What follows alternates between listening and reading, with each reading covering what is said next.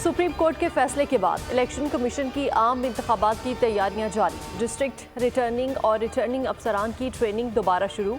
Training 19 दिसंबर तक मुकम्मल कर दी जाएगी। इलेक्शन कमीशन ने अपने अफसरान, मुलाजिमीन और रिटर्निंग अफसरान की छुट्टियों पर पाबंदी लगा दी। इलेक्शन कमिश्नर बलोचिस्तान एजाज अनवर चौहान कहते हैं सूबे में ज़रूरत पड़ी तो FC भी तैनात की जाएगी।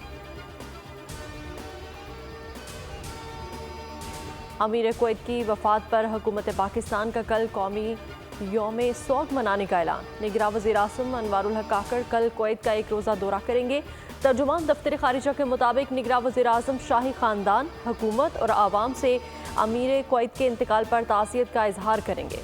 कराची काउंसिल खाने में ताज़ियती किताब कल से 3 रोज़ के लिए सुबह 11 बजे से 3:30 तक काउंसिल खाने में रखी जाएगी।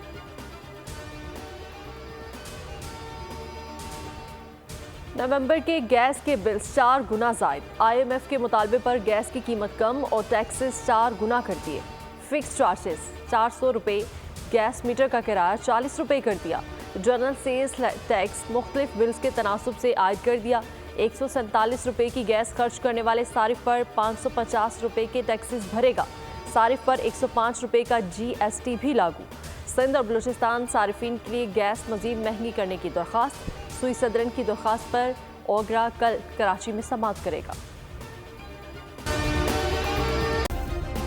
सब्सक्राइब करें और बेल दबाएं ताकि कोई खबर रह न जाए।